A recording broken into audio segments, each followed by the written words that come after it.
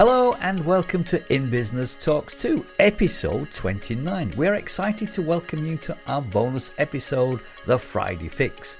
We are your hosts, Tracy and Ian Earle, founders of In Business, a networking and business support community. And together, we are In Business. Every Friday we'll be discussing a business-related subject with either one of our wonderful In Business networking members or a fellow business owner who'll be sharing their advice, thoughts or knowledge on a particular topic. This week we have John Lamerton, and John's been described as a normal bloke from Plymouth and a routine freak. He launched his first business, an internet marketing company, despite not knowing anything about running a company, not knowing anything about marketing, and not even owning a computer, let alone knowing anything about the internet.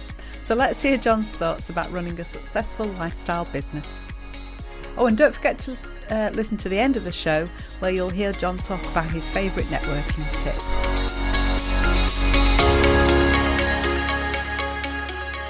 Okay, so welcome to our Friday Fix today. We have John Lamerton with us, who is a self-confessed lazy entrepreneur and investor. Welcome, John. Fantastic. Thank you for having me, guys. Yeah, welcome, John. Good to have you here with us this morning. Good to see you look forward again. to the conversation. Mm-hmm. Great stuff. Okay, so shall we start by, just tell us your thoughts on lifestyle businesses. No. You need to ask John what he does. Oh, sorry. Oh, God. You just told him that. I told you, John, I'm rubbish. So, John, I'm brilliant at editing, but rubbish. You're getting carried away. How long did you plan for this morning, John? Yeah, I'm sorry. Just kidding. So, we'll start again. So, John, I can't concentrate now. So, John, tell us a little bit about what you do. Cool. So I have been running small businesses for 21 years now. I'm a former civil servant who self-taught myself how to run businesses. I first launched my very first business back in the summer of 2000. It was an internet marketing company. 3 problems for that. Number 1, I'd never run a company before. Number 2, I knew nothing about marketing. And number 3, I didn't even own a computer, let alone have access to the internet. So that could have been tricky. Yeah, exactly. Yeah. So knowing that I knew nothing, I picked up a copy of Internet Marketing for Dummies. If ever there was a book that's more appropriate for me than that, I'd love to know what it is. And I literally just became a student of what works, I think is where I've positioned myself over the years. I had to learn everything that I didn't know. And I tried stuff, and some stuff worked and some stuff didn't. And all I've done over the last 21 years now is keep the stuff that's worked and throw out the stuff that hasn't. Right. Trial and error. Exactly. And I've done that. Yeah. I've done that now I've said I've been involved in kind of 60 small businesses now. Literally anything from selling private villa rentals, office space. I've had a sex toys websites. I've done everything. You're not a multi-millionaire with that? It's quite lucrative, I will say. But yeah, but one of the things I've found over the years is I've suffered from kind of what I'd call Richard Branson syndrome, which is how I ended up with so many businesses, because I had this preconceived notion that in order to be a successful entrepreneur like Richard Branson, what does Richard Branson do? Well, Richard Branson obviously owns a record company and a mobile phone company and a radio station and a bank and a wine company and about 50 other businesses in completely different sectors. So I thought, if I'm going to be Richard Branson, that's what I need to do too. The problem is Richard Branson isn't one little bloke on his own in a bedroom in Plymouth. He's got a massive team and lots of resources behind him. So yeah, that was a big failure of mine. But yeah, ultimately where I've been over the last 21 years has been on a journey of discovery of what works. Right. For me and for my businesses. Right. Yeah, because as a business owner, I mean, a lot of people start their business because, well, obviously not in your case, but start a business because they're good at what they do. But running a business is a totally different ballgame, isn't it? And knowing how to run a business is just in a different stratosphere, isn't it? To being good at making widgets or whatever you decide you want to do. Yeah, definitely. I think it is. I think from what you're saying as well, I think often you go down one path in life, and maybe business as well is the same, and suddenly you pivot. Is that the right word? You pivot, and then you end up doing something else, and then before you know where you are, I think you can potentially be doing something else. And I think, and like you've said, it sounds like that's exactly what's happened to you in a large part. That you've done one thing, and then I'll do this now, and I'll do that now. Very much so. It's again that I didn't have that traditional path. As you say, the usual path into business ownership is I've got a skill, I've got a trade, I'm good at what I do, I'm doing it for someone else. I could do this for myself. Ultimately, I was employed. I just didn't enjoy the job. I absolutely hated my day job. So it was that passion of I need to do something else. Now, I couldn't go and do administrative tasks for someone. I couldn't have gone and been a VA, for example, or running an admin company. It bored me to tears. So the idea of doing it for myself just was never going to happen. But I think it's finding the path that works. My very first foray into the world of business was getting the get paid to surf things and get paid to read emails. All this horrible spammy stuff that was on the internet 21 years ago. That was where I started, and that evolved over probably the first year into a website about getting paid to do stuff, and then a website about making money on the internet. Even though I didn't know how to make money on the internet, I thought I'm going to be an expert on how to make money on the internet. Natural online expertise, I think. And that molded eventually into a website directory that listed where to enter competitions on the internet and where to get free samples of things on the internet. That happened over the course of probably the first year, but it was nowhere near where I started. When I first launched the business, I had no idea this even existed, let alone the fact that there was a viable business model there for me. Yeah. No, it's funny how things in life take you in different directions, isn't it? It's weird. Definitely. So we wanted to talk to you really about running a lifestyle business today. Would you consider you have got a lifestyle business now? Would you consider the businesses you started originally were lifestyle businesses? Yeah, how would you define a lifestyle business from your point of view? Cool. So I'm a big advocate of lifestyle businesses, and I've coined this phrase, and I've named our podcast after it, which is the ambitious lifestyle business. I now think that if you are the controlling shareholder of your business, you have a lifestyle business. If that lifestyle involves helicopters, yachts, 500 employees, and a multi-million pound turnover to provide you with the Ferraris and the yachts and the the 5-star foreign holidays that you want, that's still the lifestyle that's being delivered. Having a lifestyle business is being in control of the lifestyle you have. Now, for me, I used to want the helicopters, the yachts, the big skyscraper with my name on the side, and I was a bit of an arse, to be honest with you. I was like that. But I was young. I was in my 20s, and I had lots of energy. And I thought that just working harder than everyone else was the plan. So I would go and I would get, I would pull all-nighters. I would do 120 hours a week. I would be absolutely non-stop. Then I had kids. And that's where it all changed for me. So it would have been probably 2009. I had a newborn baby at home who is currently sat in the next room playing Xbox at the moment.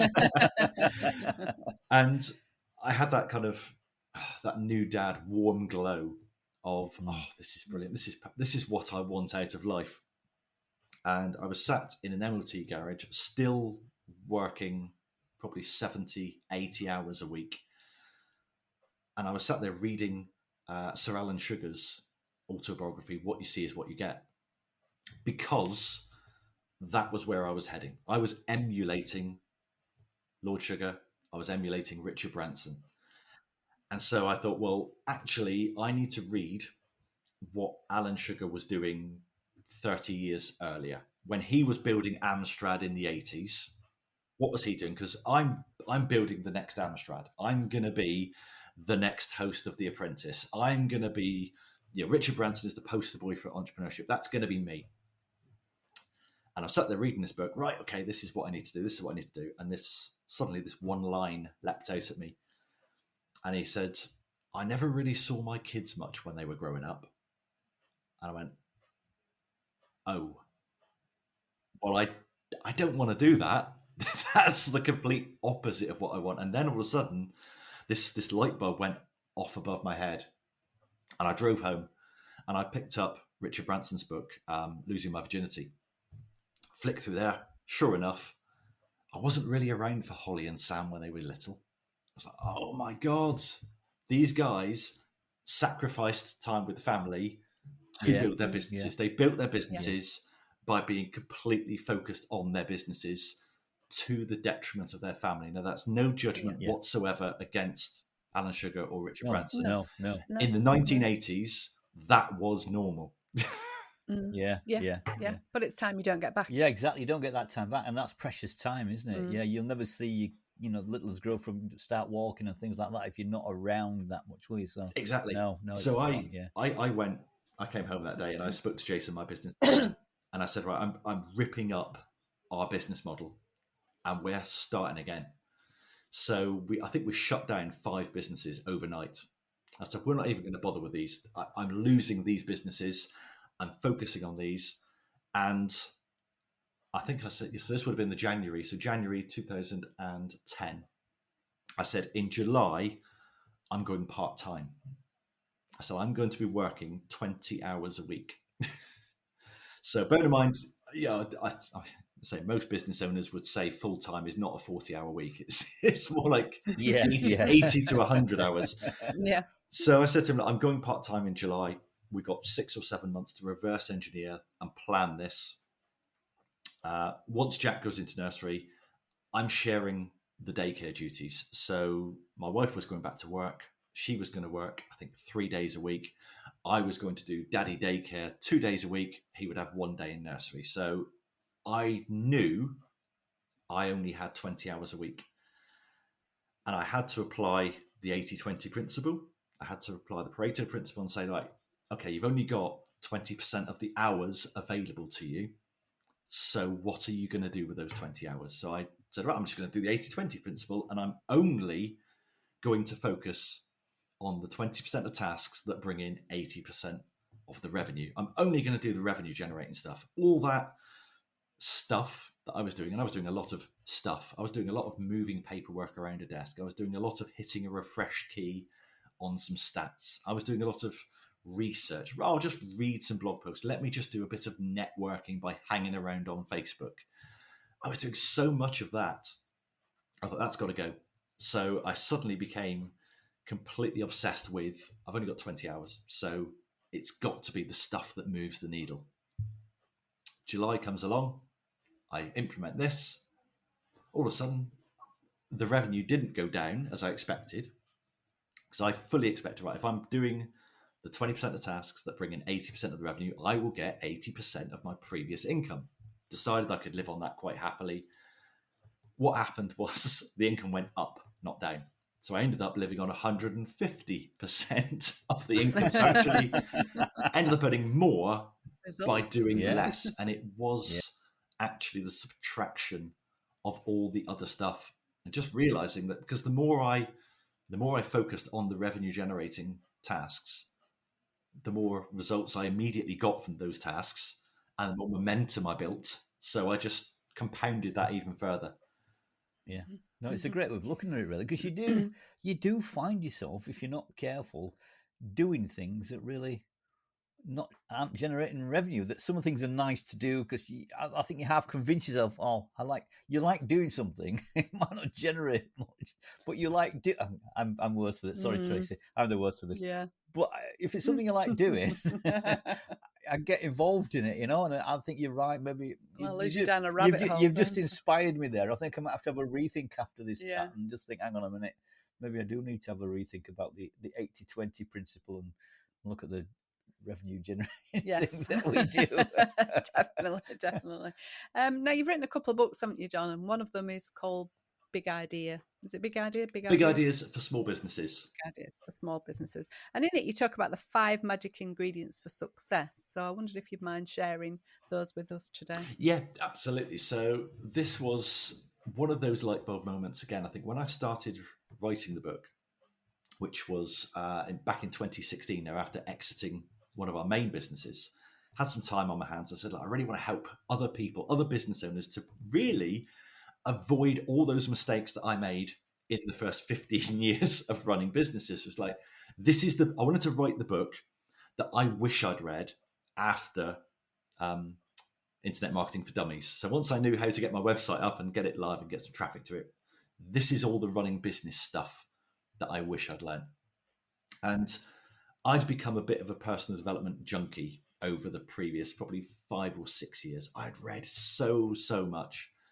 And I started to categorize it as I was writing the book. Okay, so what actually defines success? All these successful people that I've studied, and I've studied so many in very, very different fields, what do they all have in common?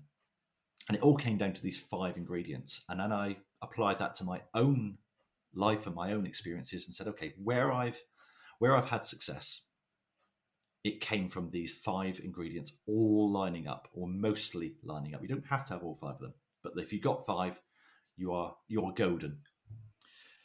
Where I've failed to have success, where I've gone wrong with my life, I've normally gone wrong on one of these 5 ingredients. So the first one is goals. And anyone who studied any personal development will have set goals at some point. Ultimately, you need to know and decide where you're going. So again, making that first decision, when I was sat in the MLT garage, I want to go part-time. I want to reduce my hours from 100 hours a week or unlimited hours per week to 20 hours a week.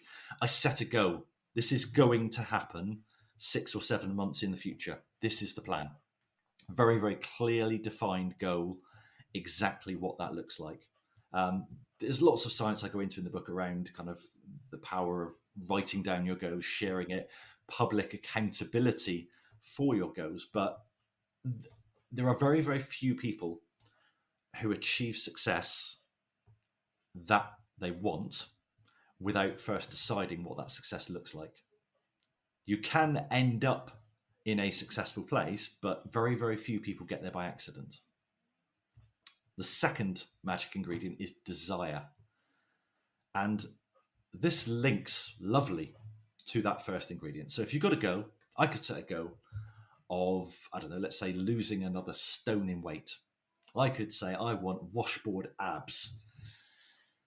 But my desire for abs is not as strong as my desire for chocolate cake and ice cream and cheese and not doing exercise. So the desire has to line up. Let's flick back 21 years to me as a civil servant, where I absolutely hate my job. So my desire to figure out a way out of that job is so great that I will do whatever is necessary. If I need to work 20 hours a week on top of the day job, and I need to work every night, every weekend, and I need to borrow my girlfriend's computer, and I need to get in the library, and I need to borrow books, and I need to figure out things, and I need to work 9 months without pay, without earning a single penny, I will do that because the desire is there. If I don't really mind my day job that much, I quit after a few weeks because I'm not getting anywhere. There's a quote in the book from my mother-in-law, which would have been probably early 2001. Why is he wasting his time and money on this internet thing? I still love to remind my mother-in-law that, because I was going to say, what does she say about that now? But ultimately, at the time, she was right, because I'd spent months going to her house, borrowing her computer, borrowing her internet connection, working furiously for hours at a time, and earning no money. But what she couldn't see was the desire I had. So, very clear go, very strong desire. Go number 3, and I always get 3 and 4 the wrong way around. So I'm going to look at my wall now, because I have my magic ingredients. I'm going to show you this on the camera. They go all the way around my wall. Yeah. So the next ingredient is knowledge. So what's the first thing I did when I knew nothing? I picked up a copy of Internet Marketing for Dummies. Again, you can see on the video behind me there's a wall of books. Knowledge is so important. And one of the things I've said in Big Ideas is, if you've got a go, and you've got a very, very clear go, and you've got very, very strong desire to achieve it, the next logical step for me is to figure out someone who's already done that, someone who's already achieved what you want to achieve, and get their blueprint. One of the best ways I love to do that is to read books, because normally, and this is why I was reading Richard Branson's book, that's why I was reading Alan Sugar's book, was because I was looking for their blueprint. Now, their blueprint for success involved not seeing your children. Let's flick back to desire. I have no desire to not be there for my kids. So that jarred, which is great. So I could ignore that part of the blueprint. That doesn't mean I throw out their entire blueprint, but I just go, that part isn't for me. So very clear go, very strong desire to achieve that goal. Let's get specific, actionable knowledge on how to achieve that goal. Magic ingredient number 4 is environment. This is what you surround yourself with. This is your setup.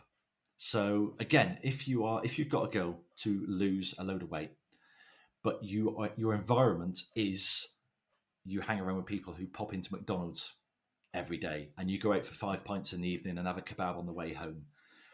Or your environment is a running club, and when I open your cupboards, there's healthy snacks in there rather than ice cream and biscuits. I don't know why you'd keep ice cream in your cupboard, by the way. It's not a good idea.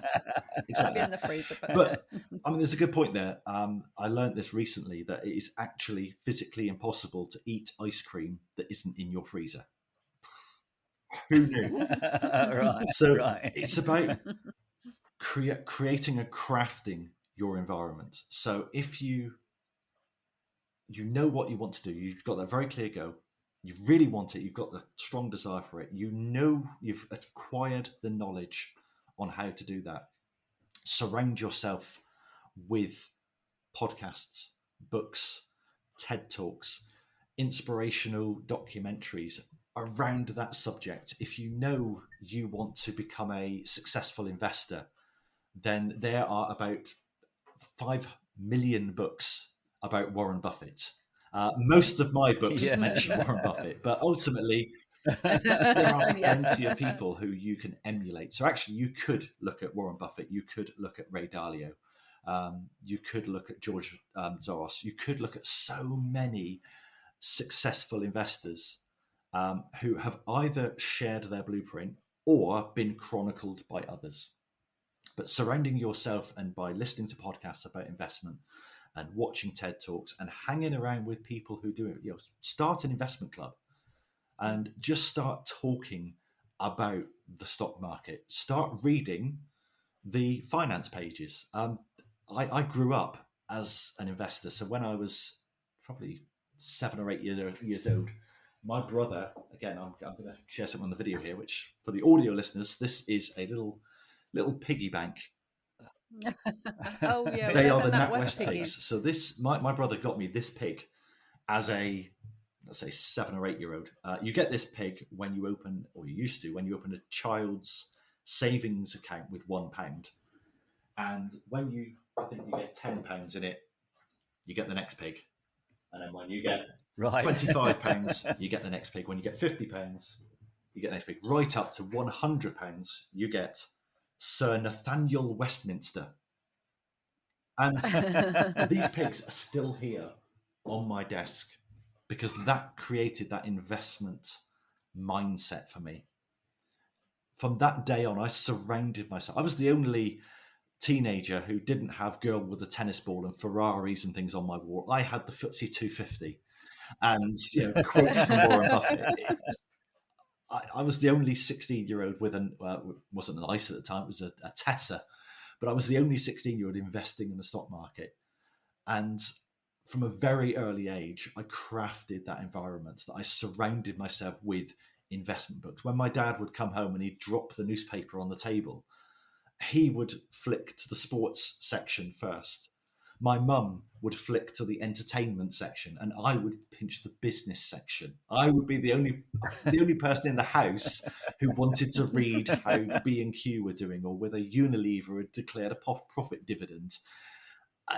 But I crafted that environment, and that environment gave me extra knowledge, linked to the very strong desire I had to achieve the goal.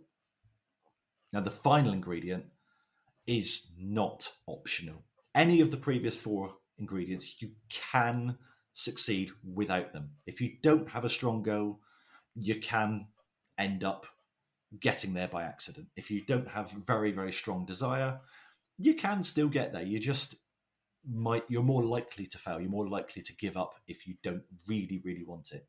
If you don't have the knowledge, you can still accidentally get there.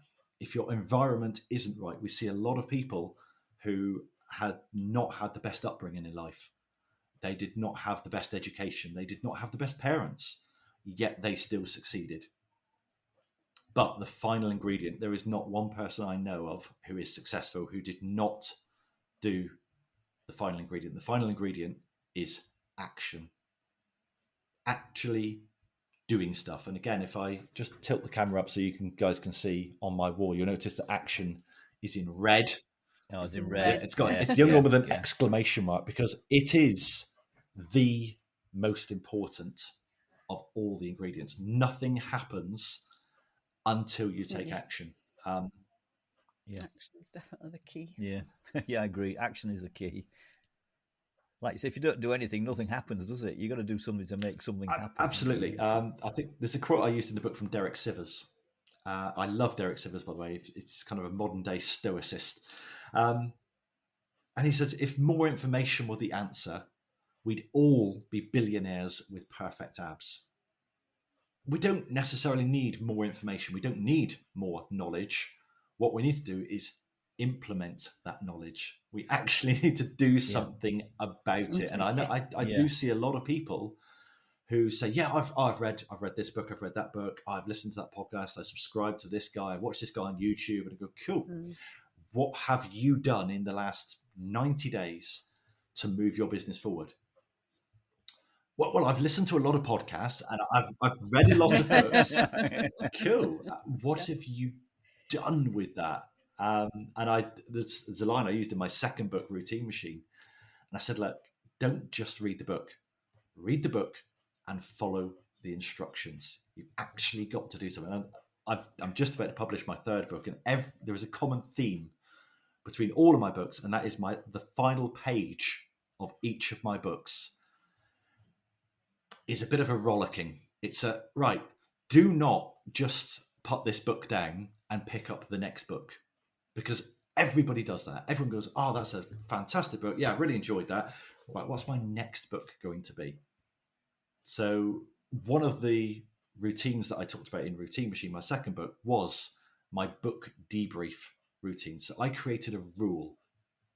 When I finish a book, I will write down my notes, my thoughts, my takeaways, little debrief. And literally, if I open up my text drawer now, I have pages of debriefs. And what I would do, so for example, I'll take out one here. This is about 6 pages of notes. I've just got some bullet points, and then there's highlights on here. You can see the stuff that's highlighted. So the highlighted stuff is what I'm going to do. That's the action I am going to take. It's I learned some cool stuff. It was interesting. It was inspirational. But what are you going to do about it? Yeah, I need to read The Routine Machine. That's my next book to read. I do I do make notes on books, but I like the idea of highlighting the actions that you're going to take. I don't do that. Again, if you're going to invest, how long does the average book take you? 5 hours, 5-6 hours to read a book? If you're going to invest 5 or 6 hours, that's a working day. If you're going to invest a working day into reading a book and learning something, it's got to change something. It's got to be an outcome. Yes. So 5 great ingredients there for success. I've written those down for you. Have you got those down? I've got them down for your show notes. Put them in your show notes. To be fair, what you've said today has sort of inspired me a bit. I mean, the fact that, the actions that you mentioned, they're all good. But I think the 80, I'd forgotten about the 80-20 rule, about focusing on the 20% of the stuff that generates you 80% of the revenue or whatever it might be. And I'm thinking, because I am the worst for that. So I'll write that down, Chris. Just to remind me. Write it down, otherwise you will forget. Yeah. And I'll let you know in about a month's time, John. Give me a couple of months at least. Yeah. what actions I'm very good at procrastinating, John. That's my problem. Yes. Yeah. But thank you for that. That was really interesting. It was good. Really interesting. Thank you very much. Thank you. And if people want to get in touch with you, what's the best way? The best way is via my website. So it's bigidea.co.uk. So I've got links to all my books on there, links to the podcast. You can get in touch with me, see everything we're all about. It's bigidea.co.uk. Lovely. Right. And do you have a networking tip?